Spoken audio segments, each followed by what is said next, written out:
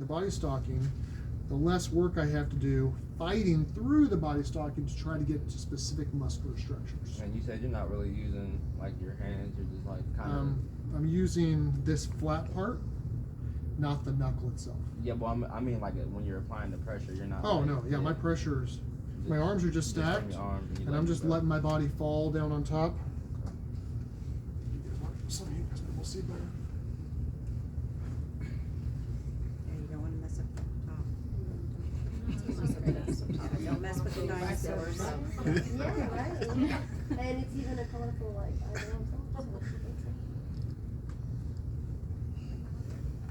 I'll make sure and tell her that you guys liked it. Like I would wear that. Let her know. You should ask her where she got it. Amazon. Oh my gosh. I'm sure it's Amazon. I'm sure if I bought one. Amazon, you make like high quality clothes. Yes, we already like your No, wife. Amazon doesn't make anything. Okay, they're selling. Okay. So I'm gonna start working along. See, right here I've got bone. There's a little divot right here before I get to the muscle. So think about this like plow work on the back. So I'm gonna supported thumb, starting right here at the top, right next to the bone, and I'm just gliding up that line, just like we did along the back, separating the muscle from the bone, just like the plow down the spine. Are you You like want to right do that off, one? Are you right off the bone? Yep, you can actually Just right see off. when I press in, you can see the bone sticking right there. There's a divot right beside it. I could use supported fingertips. I could use a guided knuckle. Or in the tool can vary. I'm just stripping up that line. Is this the same as the J-glide maneuver that she did in the... I feel like what I'm about to do is more of the J glide. So my thumb over thumb, I go up, strip out and over. Up, out and over. Up the gap, push the muscle away. Up the gap, push the muscle away. And this is lengthening those attachments I talked about where people feel shin splint pain. So I would never do this on somebody with active shin splints. So it's gonna cause more inflammation. It's going to cause irritation. They're going to want to slap you. And by slap, I mean punch.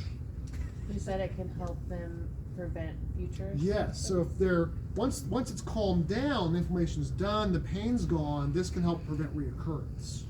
Because we're kind of like pre-stretching the attachments, making them more resistant to impact.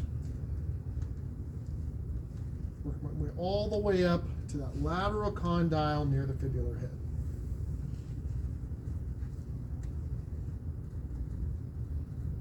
Okay. Next up, I'm going to show you fist stripping. Now, there's the traditional way of doing this is to work proximal to distal, and it does work out better with gravity a little bit. Technically, if we want to stick with our rules, we should always be going towards the heart on the extremities. I don't feel as bad about it down here if you decide to go away because we're not over major blood vessels. The major blood vessels are on the back. And so if we go nice and slow, as we go, even if we're moving away, if we go nice and slow, the fluids can move around our knuckles. You just don't want to be doing deep and fast, and especially not over major veins. So I'll show you the traditional method first. My index finger goes over the tibia. My fist knuckles are actually on the muscle. And then when I lean in, is that all right, pressure-wise? My body takes the stroke down. My finger acts as a guide, and the tibia goes between my two fingers so that I'm not raking the bone itself. Yeah, I can see. As long as I go nice and slow, the tissue fluid can move around really well, and I don't feel like I'm endangering veins. If you're at all feeling uncomfortable with that, then with like the directionality, it works just as well to do this. You just got to apply a little more because you're going slightly uphill. But the basic stroke is exactly the same. Could have used you 5 years ago.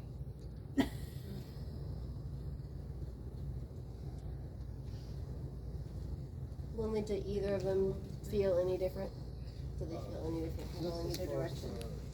Pressure, and I I can feel like the muscle in the bone kind of separating, so it feels great though. Okay, so that tendon comes down, crosses in front of the ankle bone over here to our major attachment point. We're gonna have a lot of muscles sharing very few attachment points, which is nice. Kind of like the quads. We get more bang for our buck when things share attachments. So you can feel, yeah, less to remember for your hands-on and your cluster testing. You can actually feel in the middle arch of your foot, there's a bone that prominently sticks out right there. It's the base of your fifth metatarsal. Okay? And so you find that, we can friction off the bone. We're always going off the bone.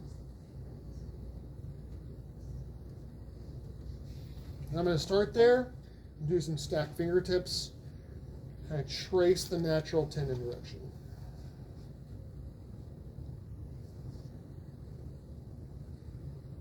All right. As we get closer and closer to finals, people start to realize that, hey, kinesiotherapy, this is coming up and it could be on any muscle. So if I was going to do it on this one, I'd want to start near the insertion. I'd want to have him raise the foot. I could raise the foot up. I can lower it down. But I can also engage that rotation, right? So I come up and out, go down and out. Up and in, down and out. Okay? Do the same thing with my cross fiber. Then I can have him activate, bring the foot up, great, go down, rotate out. Perfect. Up and in, down and out. Yeah? Okay. Click. Click. Ooh, hold on. It's okay. We got it. Perfect. I get it, student. I'm telling her to click. She's doing a great job. All right. So at the base of the crural fascia, we've also gotten the retinacula. I tend to use a lot of stacked fingers, but you can use, I could do crossed thumbs. Make sure though, if you're going to do something like thumbs, my thumbs are stacked and I'm rotating the arms. I'm not moving my thumbs under pressure. Okay? I tend to use stacked fingers, and I'm stripping, I can see my malleolus going, oh, we can probably see it on here. Let's see. Go ahead and raise your toes up. Perfect. Okay, right there. You see how there's like a divot? Keep going if you can. See how there's a divot and it seems to disappear? Kind of reappears slightly, disappears. That's the inferior extensor retinacula, superior extensor retinacula. The gap we can see between the tendon, tendon. Okay? So not everybody, depends a lot on like body fat content, things like that, how much they've developed these muscles. We'll be able to see that, but it gives you an idea. The first one comes right across here to malleolus. Second one, right here, down to those common arches, those common attachment points on the inside and outside the foot. There's a bone that sticks out. That's our common attachment points. Remember, like the mastoid process, way back to the beginning, they stick out because lots of things attach to them. So you can just glide up on the inside and outside and feel where those common attachment points are.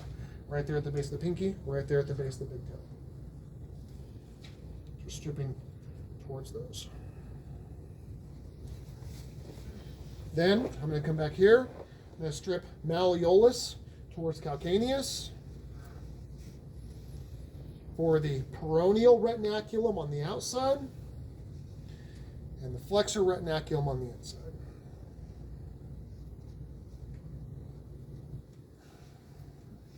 Excellent. Click. Click. Did that one. Tibialis anterior, we did that. Yep. Excellent. Peroneus muscles. All right. So when we work the peroneals, we can slightly rotate the client's leg and still be nice and comfortable. But we're going to have to approach the body from the side rather than straight up and down, which we prefer. By the way, Imblex topic, they always like to ask you, give you random muscle names and say, what's the best position to put the client in? And the answer is always you want the muscle to be facing upwards.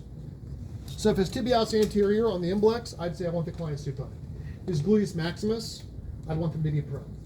They always want you to try to figure out what position should I put them in to have that muscle get maximum gravity. In this situation, I could do a sideline position, But most of our massages take place in supine and prone. So I can do a slight rotation of the leg and still access this really well.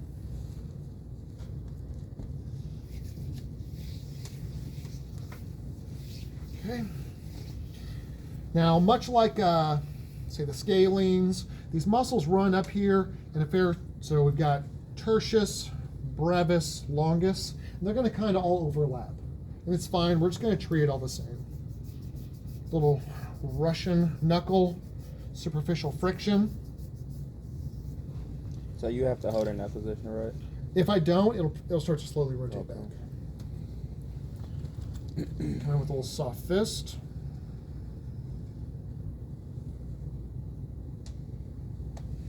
If you're a petrissage person, I think Russian petrissage would be the way to go here. I could do regular C grip, but that's a wide grip that kind of, I feel like, strains my hand a little bit. If you had somebody with much skinnier legs, then that might not work as, that would probably work better. But Lindley didn't skip leg day, so we're gonna. Then fingertips and or thumbs, I tend to use supported thumbs, following multiple lines. And you feel those crinklies? Feel those things popping in there? So come across trigger point, tinger points, little adhesions, and break those up. Stop and let them melt out a little bit.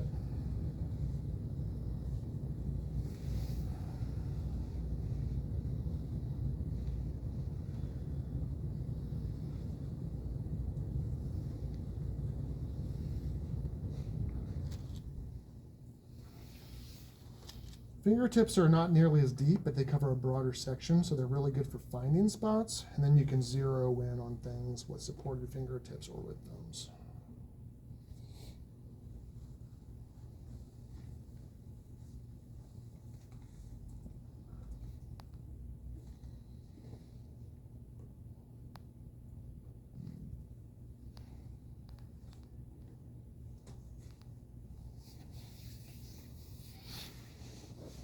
As far as tracing those attachments goes, we have our common attachment point out here at the base of the pinky. So I can just do some focused friction at that point. And strip the tendons up behind the malleolus, the peroneus brevis and longus, coming straight up the front for tertius. And that just continues up right between, I can feel that fibula right there. I can just continue right up the front of that fibula.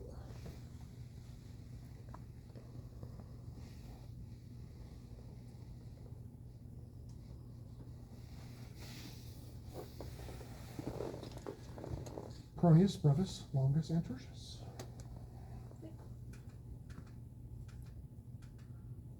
All right. Sir, we're going to have you roll face down, por favor. That means 4 favors in Spanish.